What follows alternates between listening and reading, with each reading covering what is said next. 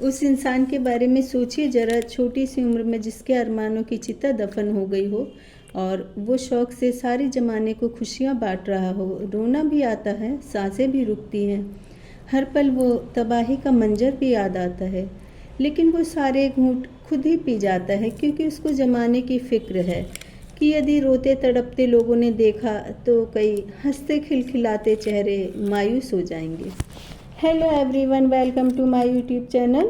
तो गाइज़, जो भी मेरा वीडियो देखते हैं, मुझे सब्सक्राइब करते हैं, तो आज मैं थैंक्स नहीं बोलूँगी क्योंकि जब आप लोग मेरा वीडियो देख लेंगे और टोकरे भर भर के सब्सक्राइब करेंगे, उसके बाद नेक्स्ट टाइम मैं थैंक्स बोलूँगी।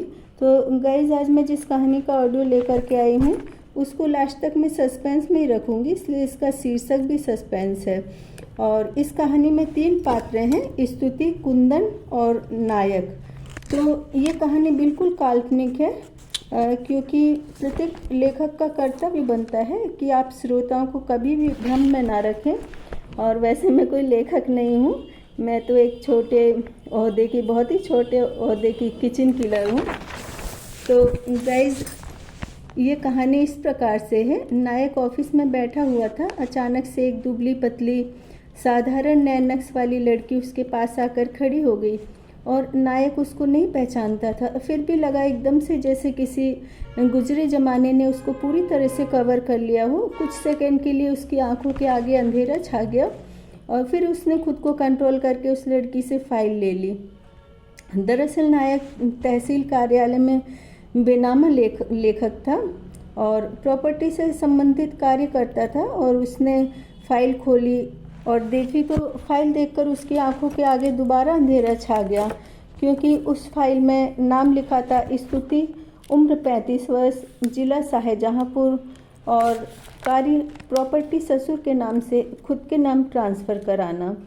तो उसने स्तुति को बैठने के लिए इशारा किया, पानी वगैरह मंगाया और उससे पूछा, आप प्रॉपर्टी अपने नाम ट्रांसफ़र क्यों कराना चाहती हैं? स्तुति ने कहा उसके पति को गुजरे हुए कई वर्ष हो गए और ससुर भी बीमार रहते हैं। उन्होंने कहा कि ये प्रॉपर्टी तुम्हारे नाम हो जाए तो मेरे ना रहने पर भी तुम्हारे बच्चों की परवरिश अच्छे से हो जाएगी। और छोटी छोटी 5-6 दुकान किराए पर दे रखी हैं, यही कोई 5-10 हज़ार किराया आ जाता है। ससुर जी ऑटो में बैठे हुए हैं और जब भी सिग्नेचर कराना होगा तो आप बता दें, मैं ले आऊँगी, क्योंकि ना उनके पैरों से नहीं चला जाता।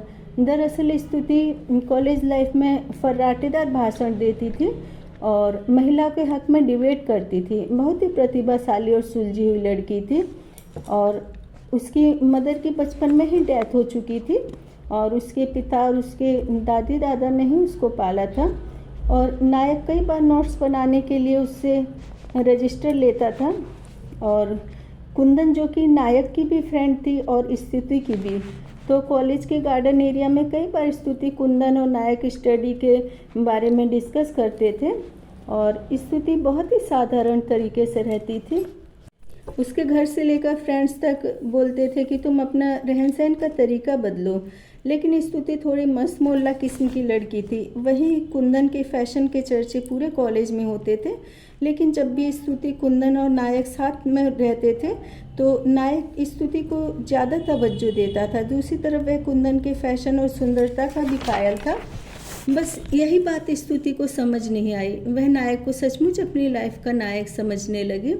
उसके साथ टाइम स्पेंड करना उसको बहुत अच्छा लगता था। नायक ने सोचा कि मैं प्रॉमिस डे के दिन प्रपोज़ करूँगा, तो नायक ने कुंदन के साथ मिलकर रेस्टोरेंट में एक टेबल बुक करवाया और अपने 5-7 फ्रेंड्स को बुलवाया और स्तुति से कहा, कल तुम अच्छे से तैयार होकर आना, झल्ली बनकर बिल्कुल भी नहीं आना।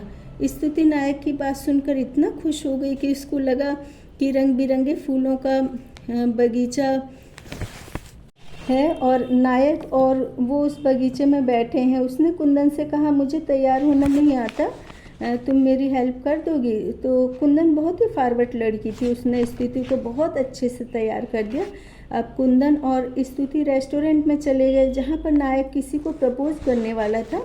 तो आज स्तुति बहुत खुश थी, उसके ज़मीन पर पैर नहीं रुक रहे थे उसका मन कर रहा था खूब झूमे नाचे, सारे रास्ते में फूल बिछा दे। और अब स्तुति और कुंदन दोनों रेस्टोरेंट में पहुंच गए। स्तुति को देखकर कुंदन और उसके सभी फ्रेंड आश्चर्य करने लगे कि आज तो झल्ली एकदम टिप टॉप होकर आई है। सभी टेबल पर बैठ गए, ढेर सारे फूलों की बारिश हुई और नायक ने फूलों का गुलदस्ता स्तुति के हाथ में दिया और स्तुति की खुशी का ठिकाना नहीं रहा। फिर नायक ने कहा, तुम आंख बंद करो और यह गुलदस्ता मुझे दे दो। स्तुति ने आंख बंद करके बूके नायक के हाथ में दे दिए। इतनी खुशी मिल रही थी कि वो आंखें नहीं खोलना चाह रही थी। जैसे ही उसने आंखें खोली, उसको अपनी आंख और कानों पर विश्वास नहीं हुआ, क्योंकि वो बूके नायक ने कुंदन को देकर कहा, तुम कहती थी ना मुझे प्रपोज क्यों नहीं करती हो, तो देखो मैं इस तरह से तुम्हें प्रपोज करना चाहता था। और यह सब देखकर स्तुति अंदर से बिल्कुल टूट गई और सबके सामने वह रो भी नहीं सकती थी। किसी तरह खुद को संभाल कर घर आई और घर आकर के फूट फूट कर रोने लगी अपनी मम्मी के फ़ोटो को लेकर के। मम्मी, मेरा तो अब सब कुछ ही ख़त्म हो गया, अब नहीं मालूम कि मैं कैसे ज़िंदा रह पाऊँगी और अब तो मेरे पास कुछ भी नहीं बचा है। और उस दिन के बाद से स्तुति ने खाना पीना छोड़ दिया, डिप्रेशन में चली गई। उसके पिता ने डॉक्टर को दिखाया। डॉक्टर ने कहा, इसको यहाँ के माहौल से दूर ले जाओ। तो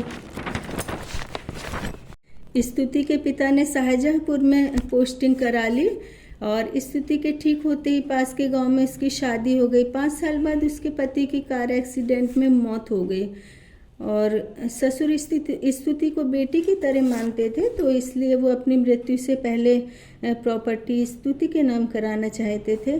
तो गाइस, किसी को भी समझे बगैर हमको ना उसके बारे में कुछ भी नहीं समझ लेना चाहिए, क्योंकि ये जो कल्पना लोक की दुनिया होती है बहुत खूबसूरत होती है, लेकिन हमको अपने यथार्थ के जीवन में जीना चाहिए हमेशा। तो गाइज, इसी तरह की प्रेरणादायक और नारी विरह से परिपूर्ण वेदना और कहानी सुनने के लिए मुझे सब्सक्राइब करें।